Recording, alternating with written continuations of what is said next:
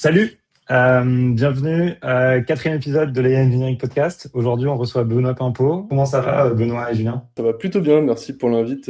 Très content de pouvoir discuter avec vous de tous ces sujets qui nous prennent beaucoup de jus de cerveau en ce moment, je pense.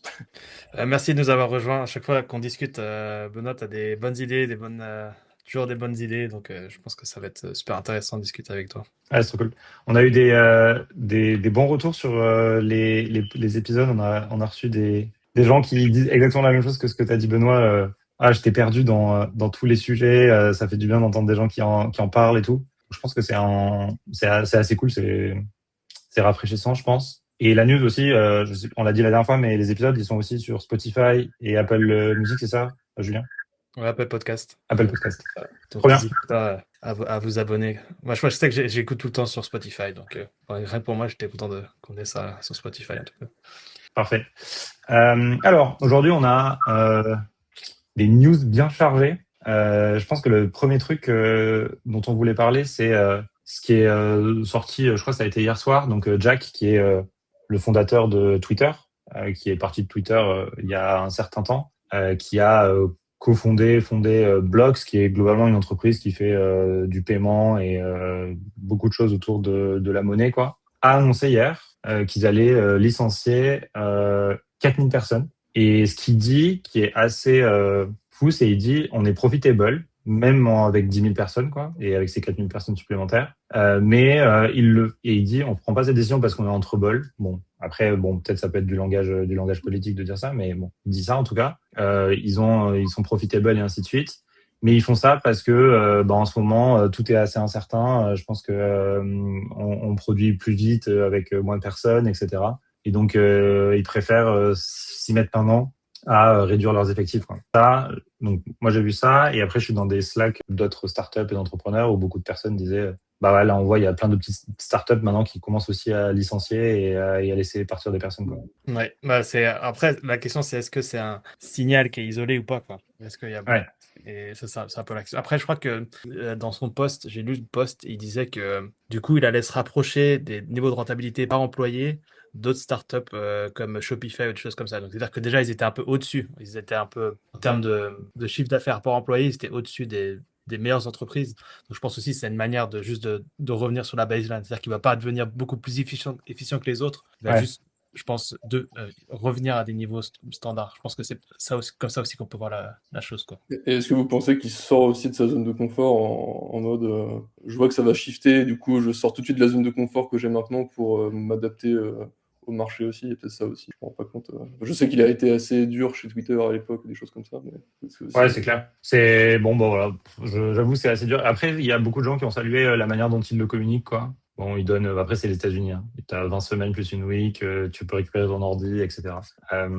Après, il faut voir quelles sont les équipes aussi qui laissent partir, quoi. Parce que sur les 10 000 personnes, est-ce que les 10 000 personnes c'était des devs? Combien il y avait de pourcentage de devs? Est-ce que c'est des devs qui laissent partir? Ou est-ce que c'est d'autres types d'équipes? Ça, on le sait pas à ce moment-là. Peut-être qu'on le saura un peu plus tard. Bon. La deuxième news un peu de la semaine là-dessus, c'était Claude qui a montré un post où il montrait Claude est capable de faire de la modernisation de COBOL et du coup de traduire du COBOL dans d'autres langages, et instantanément le stock de IBM qui a chuté, quoi. Donc ça c'est un peu pour le fun et le même, mais Moi, je pense que ça montre surtout à quel point ils ont un impact de fou, quoi. Enfin, on avait vu l'année dernière, Trump a un impact sur le marché de malades, et maintenant il y a Anthropic et OpenAI qui ont un impact sur les marchés de malades. Et ça montre aussi à quel point les gens aussi sont il y a beaucoup d'incertitudes, en fait. Ouais. Quand tu as une news qui fait dévisser un stock comme ça, c'est que les gens ils sont pas très très sereins sur comment tout va se passer dans les prochains mois, quoi. Après, est-ce que c'est pas un peu de hype? Parce que tu vois, le sujet COBOL, ça n'a jamais été un sujet tech, enfin, ça a été un sujet tech toujours, mais l'enjeu derrière, c'est du legacy et comment tu migres des gros systèmes bancaires vers des choses peut-être plus modernes. Au final, le problème n'est pas forcément technique, il est plutôt humain et de coordination. Donc là, ouais.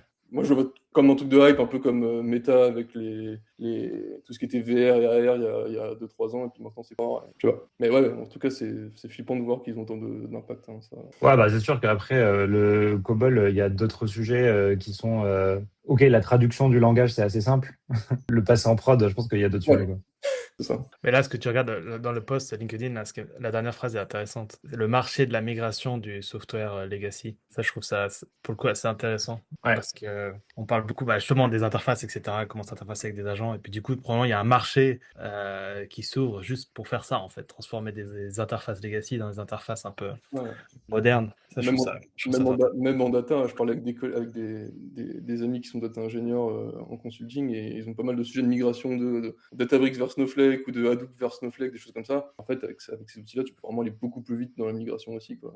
Là où avant, c'était vraiment des sujets ultra longs, un peu chiants, on peut se le dire. Là, j'ai pas fait de migration récemment, mais je pense que ça peut être assez cool de. Et c'est pour ça que les taux de churn, ils vont probablement exploser maintenant. C'est-à-dire que tu peux Ouais, vraiment passer d'un provider à un autre, mais genre ultra facilement. Et donc, du coup, en fait, les gens, ils vont avoir tendance. Enfin, là, je crois que c'est Naval, je sais pas si c'est une news plus tard, mais ce qu'il disait dans le podcast qu'il a sorti cette semaine, c'est que, en gros, dans chaque catégorie, tu vas avoir vraiment une seule app qui va gagner. C'est-à-dire que la meilleure app, elle va gagner. Et je pense que cette concentration, elle va être facilitée par le fait que les gens puissent changer d'app aussi ultra facilement. C'est-à-dire que tu vas plus être bloqué dans une app qui est un peu sous-optimale parce qu'elle a tes données. Et vu que tu as les agents qui vont t'aider à bouger tes données à droite, à gauche, en fait, tout va pouvoir se concentrer beaucoup plus facilement vers vraiment la meilleure app du marché. moi je suis d'accord. Et du coup, ouais, c'est pour ça, ces sujets de migration, je pense que c'est un peu tout lié, quoi, aussi. Ouais, tous les providers qui vont exposer un MCP en avance de phase vont potentiellement gagner les parts de marché là-dessus aussi, peut-être. Et c'est marrant parce que il y a aussi, quand tu peux lire le truc d'une manière un petit peu différente, où là, on parle de outils ou de migration d'un outil à l'autre, mais après, il y a l'autre partie du bad coding qui est, chacun redéveloppe son propre outil, quoi. Ouais. Et c'est juste une autre manière de lire le truc où, en fait, est-ce que tu as encore besoin d'outils si tu peux les redévelopper toi-même? Ouais. C'est le buy versus build, on pourra en parler tout à l'heure, il y avait une news qui mentionne ça. Mais, Ok. ouais. On arrive au troisième article pour démarrer avec Michael Trudel, CEO et cofondateur de Cursor, qui disait, en fait, pour l'instant, on est en train d'entrer dans la troisième ère du software development avec de l'AI. Le premier, c'était l'autocomplete avec des tabs. Le deuxième, c'était plutôt des synchronous agents, donc c'est-à-dire je chat, je vibe, etc. Et là, on arrive dans le truc où il y a tout qui est en cloud agent, en artefact, qui tourne en asynchrone, avec des équipes d'agents qui tournent en background. Et c'est un peu les trucs dont on parle depuis plusieurs semaines, mais là, ils ont annoncé un truc Cursor et il y a toutes les news autour des computers qui peuvent être runnés par des agents et qui font des tâches et qui ensuite te font des rapports. C'est un peu le point de Julien, je crois, quand toi, tu fais tout sur des VPS et enfin, t'as déjà un peu cette isolation qui arrive. Ouais, non, ouais, ça, je pense que c'est le sujet de maintenant, quoi. Comment t'orchestres plusieurs agents. Mais je pense, par exemple, pour la QA de tes softs, en fait. Ça, c'est un truc qui peut se faire pas mal automatisé avec des agents avec des profils différents qui vont soit aller chercher des proofs, des erreurs enfin, vraiment essayer de prouver que ton code il marche avec des screenshots, etc. Après, tu as des agents qui peuvent regarder la qualité du code. Enfin, bref, déjà en splittant ton pipeline de développement en plusieurs sous-agents, là, ça te montre un peu à quel point orchestrer des agents, c'est ça qui a de la valeur aujourd'hui. Je crois que c'est exactement ce que fait Perplexity avec ce qu'ils ont sorti cette semaine. C'est juste orchestrer différents agents sur différentes tâches. Ouais. Bon, on peut en parler rapidement. Il y a Perplexity Computer. C'est exactement ça. Ça permet de lancer des agents qui sont capables de lancer des computers et ensuite de record les sessions, etc. Il y a Cursor qui a sorti la même chose. Cursor Agent can now control their own computer. Il y a Anthropic qui a racheté une boîte qui permet de faire du computer use aussi. Donc je pense que c'est la tendance en ce moment. C'est faire tourner des agents qui ont plus que juste de la CLI, mais qui ont aussi un écran, qui sont capables de faire des choses, qui permettent d'enregistrer ces sessions-là et ensuite de te les renvoyer. Et toi, en tant qu'humain, du coup, tu vérifies si ça te convient ou ça te convient pas, quoi. Je pense que c'est plus, ouais, en fait, là, parce qu'en gros, ça, on peut le faire déjà, nous. Enfin, je veux dire, dans ton ordi, tu peux le faire avec 2-3 Cloud Code, du codex. Mais là, je pense qu'il change beaucoup, c'est de pouvoir le mettre comme un service dans un browser où n'importe qui peut le lancer, puis le regarder, et puis lui donner du feedback, quoi. Je pense que c'est ça, essaye tous de faire. Du coup, c'est quoi? C'est comme une VM, c'est le retour des VM un peu. En fait, c'est plus que ça, parce que, en effet, c'est un peu une retour du même, mais il y a un truc qui est ouf avec ça, il y a un problème avec les cloud agents, c'est que quand tu fais du front-end, à un moment, si tu veux regarder si ton front-end il te convient, tu es obligé de le lancer et de le regarder, tu vois. Ça, le gros avantage, c'est que il est capable de lancer, et ça, c'est le cas le plus simple. Je pense que tu peux imaginer plein d'autres situations, mais du coup, il est capable de lancer vraiment un browser dans son agent cloud et ensuite d'aller cliquer dans la UI tout le scénario que tu lui as dit de reproduction et de te montrer que sur la PR qu'il vient de créer, le truc fait ce que tu avais dit que tu voulais qu'il fasse, tu vois. Ouais. Et donc, demain, c'est-à-dire que tu peux faire des cloud agents où tu fais des bots qui vont, je sais pas, automatiser tes connexions sur LinkedIn, liker sur LinkedIn, et tu peux vérifier ensuite la session qu'il a bien fait ce que tu voulais que ça fasse. Ouais. Après, tu peux même faire du Et dry run d'agents et pour être sûr qu'il respecte bien le scénario à l'avance. ouais, c'est ça. Je pense que là, enfin, ces trucs avec le fait que du coup, tu as vraiment un computer entier et que c'est pas juste un bash, quoi, ça permet de faire d'autres choses qu'on n'avait pas encore imaginé, je pense. Et ensuite, un peu plus dans le sujet, Benoît, cette semaine, tu as écrit un article. Peut-être un peu l'article, c'est celui-ci. Si tu veux en parler, si tu veux aussi un peu te présenter pour ceux qui te connaîtraient pas, parce que Ouais, t'es assez connu dans l'écosystème français, mais vas-y. On va peut-être dû commencer par ça. Ouais, c'est vrai. Ça marche dans tous les sens, c'est pas grave. Non, mais moi je suis donc, ouais, Benoît, product manager Stra depuis 3 ans, plutôt avec un background data à l'origine. Et c'est vrai que IA et produit, justement, là c'était un peu l'article poussé hier, c'était vraiment sur. On shift un peu d'écrire du code à écrire des specs. Et toujours un truc qui m'a intéressé dans ces sujets-là, et même dans la data, quand on parlait de semantic layer, ça résonne un peu avec ces sujets-là, c'est en fait quelle est la meilleure façon de décrire nos problèmes. Et là on fait tout du langage naturel et c'est super. Est-ce qu'il n'y a pas quelque chose de clé à aller chercher, notamment dans la façon dont on réfléchit? Là, j'ai l'idée de pouvoir faire des maths driven spec, qu'au lieu d'écrire du langage naturel, on écrit des maths. Je pousse l'idée un peu trop loin peut-être, mais ça explore justement cette idée de, en fait, quand on réfléchit par exemple, quand on fait des maths, si là je vous dis, je décris une équation mathématique à l'oral, en fait ça va être ultra dur de la comprendre. Là aussi on se met tous les trois sur un board, on écrit l'équation, vous allez comprendre. Donc il y a une sens de la représentation mathématique très intéressante pour décrire des problèmes, et notamment composer aussi des choses par-dessus. C'était l'exemple que je donne là, par exemple la phrase que tu vois là. L'équation, en fait, tout le monde peut la lire, tout le monde qui a un background un peu mathématique de base comprend une équation. Là où une phrase, il y a trop d'ambiguïté et c'est dur de composer avec. Et donc j'ai testé un peu, j'ai fait un math skills, math driven skills qui permet tu donnes un prompt et il va te générer le question en mathématiques. Donc là c'était un exemple assez basique avec Tacto.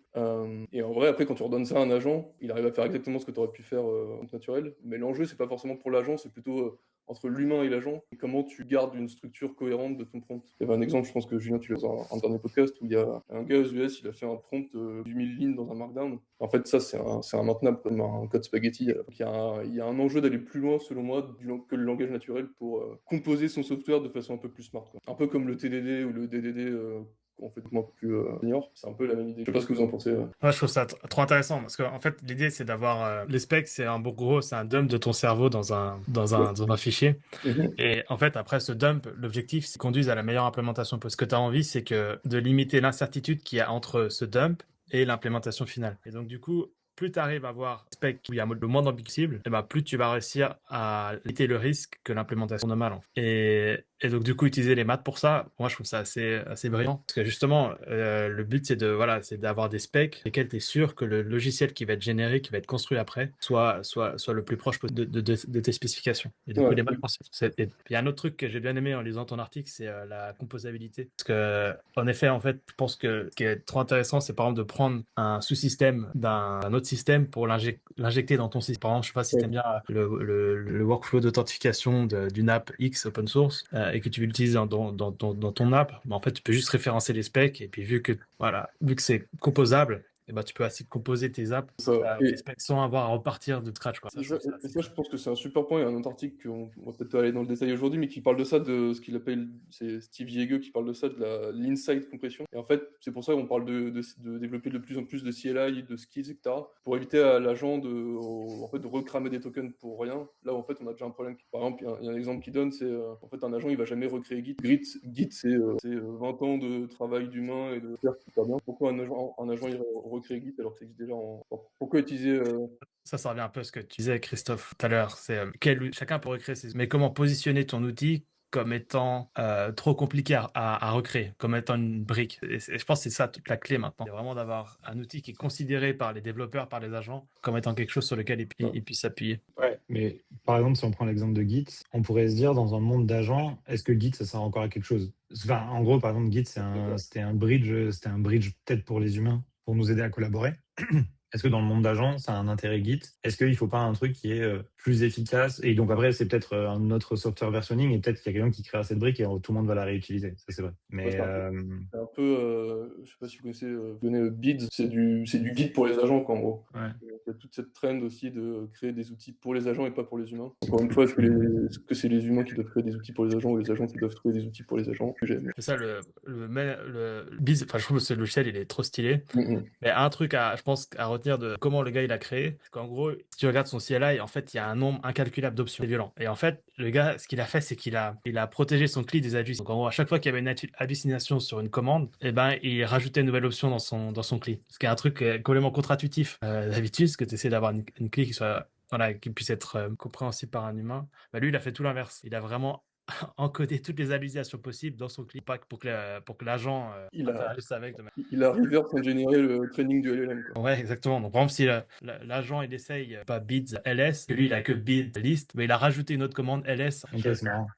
Sur la partie spec là, ça me fait penser à quand j'étais à YC, il y avait une ou deux boîtes et je pense qu'il y en a encore maintenant qui essayent de faire du formal quoi. Enfin, ça c'est un peu du formal et c'est de la vérification formelle de comment tu définis de manière formelle les choses et comment tu t'assures qu'ensuite tes LLM sont un peu plus déterministes par rapport à tout ce que tu donnes comme spec formel quoi. Mais c'est un truc qui est assez difficile et pour l'instant, j'ai rien vu qui marchait vraiment ou d'outils. Mais il y a des gens qui ont essayé et ça a pour l'instant pas l'air d'avoir fonctionné. Et sur ça, le seul truc auquel ça me fait penser, moi, c'est est-ce que c'est imaginable de penser qu'on peut faire des specs mathématiques de tout ce qu'on fait dans la vraie vie, quoi?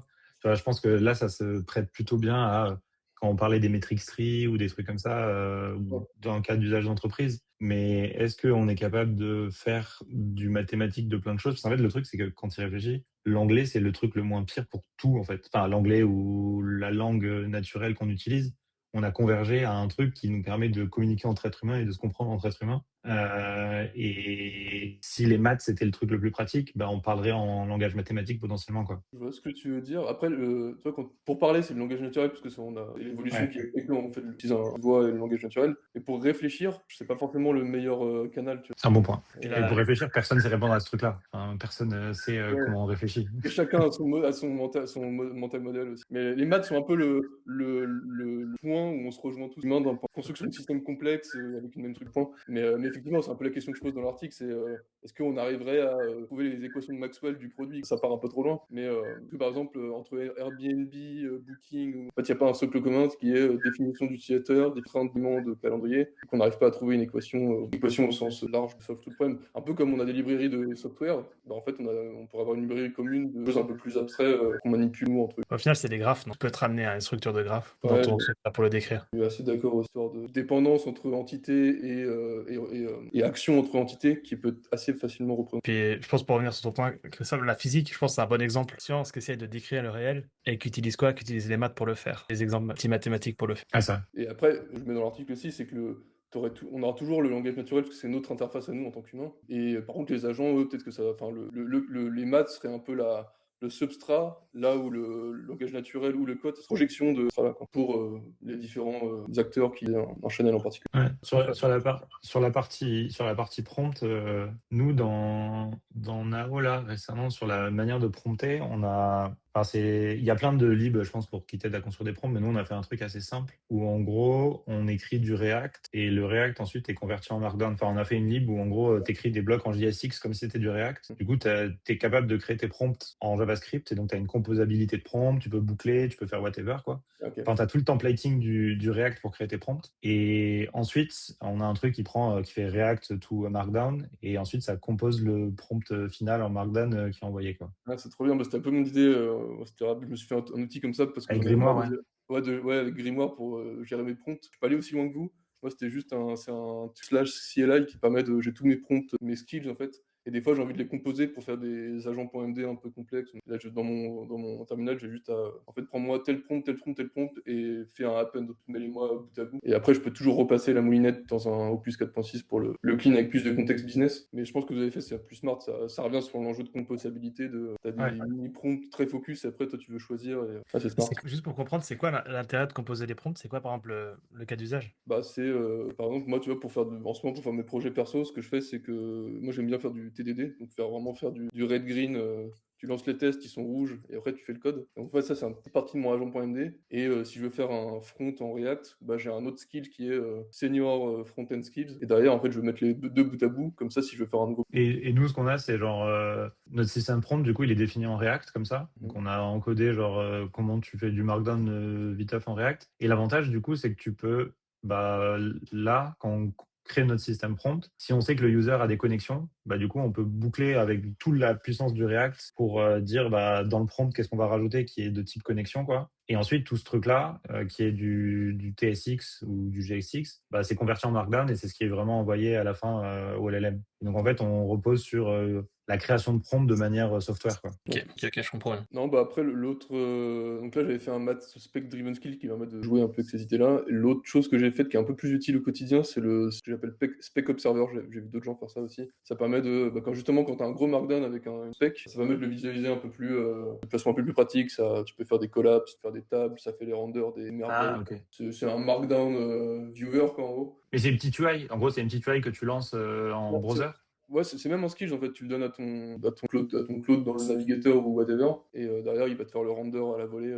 Ok. Je pense que tout va se faire comme ça. La BI, ça va se faire comme ça aussi. Oui. Tu veux dire avec des apps embed dans les trucs de chat? Ouais, surtout de la persistance. C'est-à-dire que ton dashboard, tu peux le persister en Markdown et après le régénérer à la volée avec des nouvelles data et puis en HTML. Mais la persistance, tu le fais avec des fichiers Markdown. Ça suffit largement. Puis après, il faut juste avoir comme un peu évidence.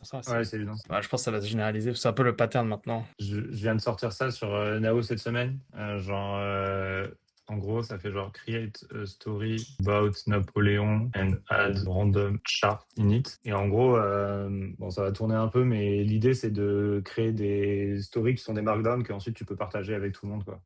Bon là, il va sortir. Bon, je vais peut-être le couper au montage parce qu'il va sortir des données de prod. Là, il va me sortir le MRR de Nao. Mais...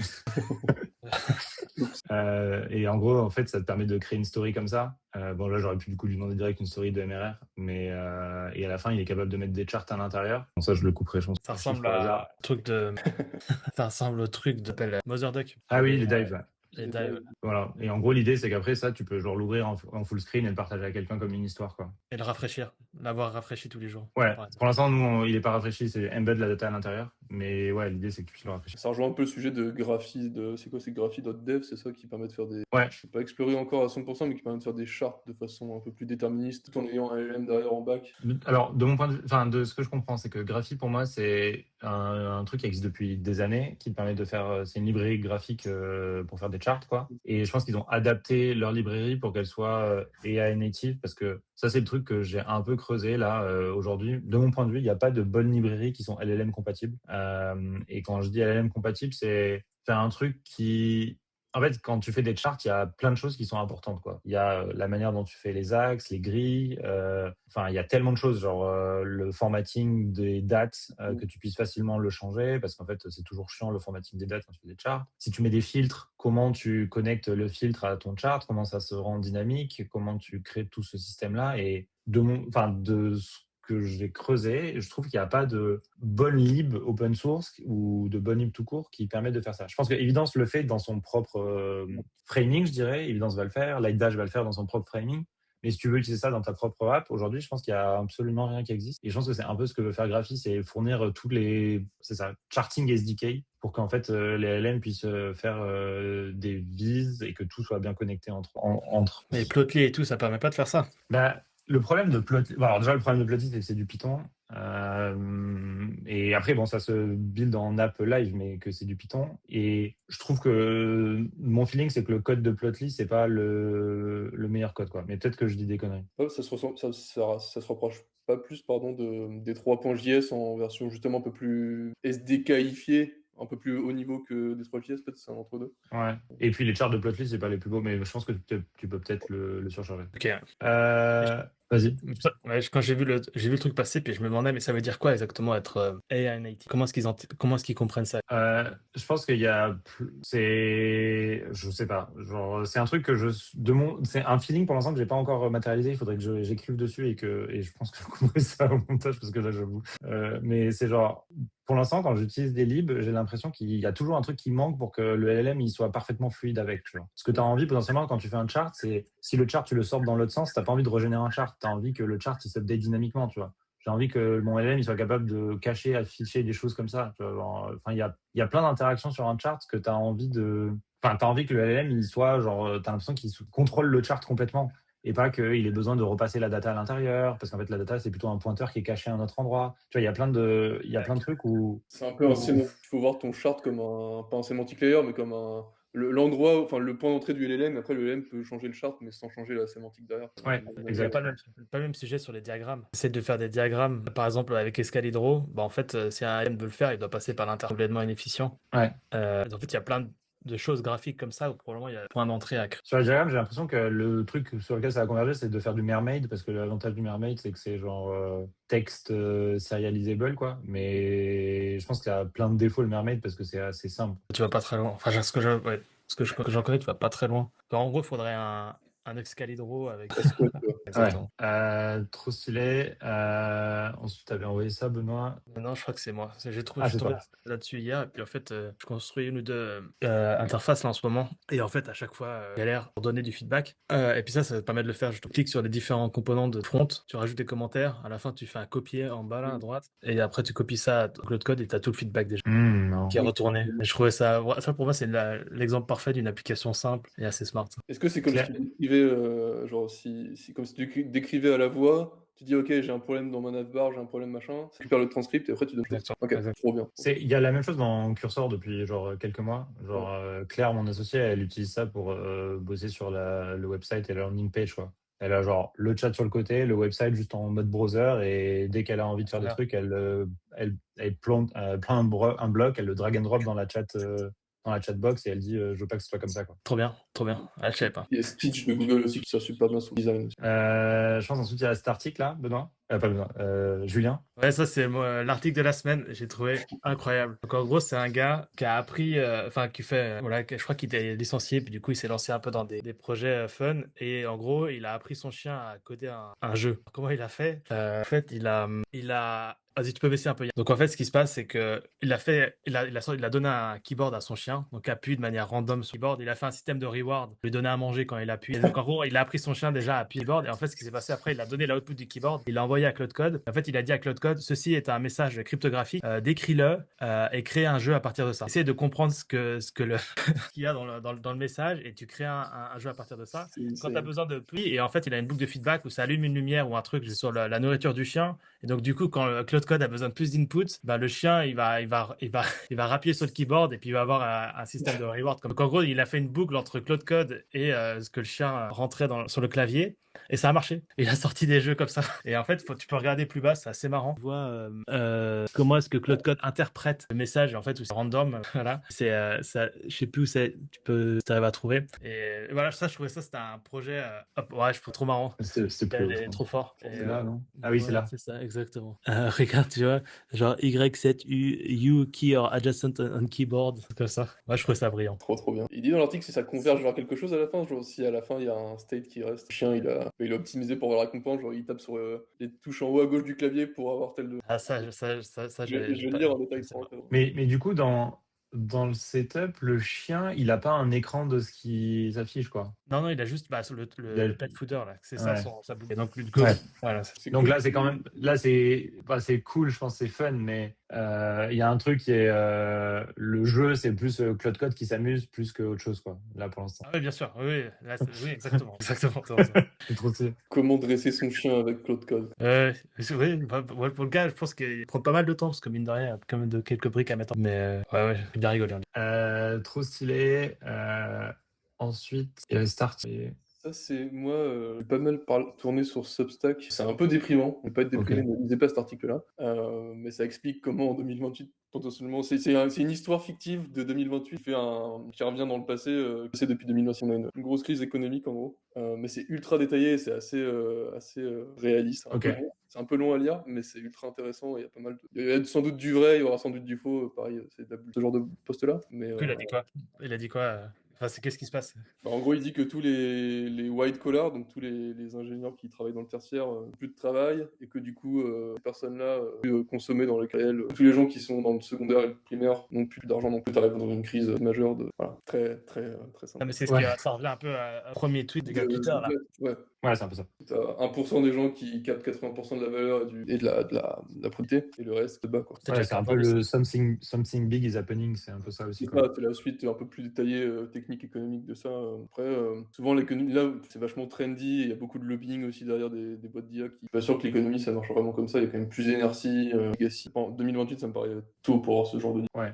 Hier, j'ai vu un reportage, je sais plus, sur YouTube, alors je sors là sur la partie économique, en ce moment, il y a une crise du vin de Bordeaux, et parce que le vin de Bordeaux, à cause des tarifs, à cause de juste la consommation, les gens consomment vachement moins de vin de rouge de Bordeaux, que ce soit en France ou même dans le monde. Et ce qui se passe, c'est qu'en France, du coup, ils donnent des primes aux vignobles pour détruire leurs vignes. Enfin, en gros, c'est genre, ils déplantent les vignes, et en fait, si un viticulteur choisit de arrêter de faire du vin de Bordeaux, il donne des primes plus élevées si tu arrêtes complètement ta production de vin de Bordeaux et que tu enlève toutes tes vignes de ton champ, quoi. Et c'est l'État qui donne des primes là-dessus. Le parallèle, c'est un peu genre, est-ce que c'est ce qui va se passer après quand genre des métiers seront plus utiles, comment on va faire, des métiers, des choses qu'on produit seront plus utiles, quoi.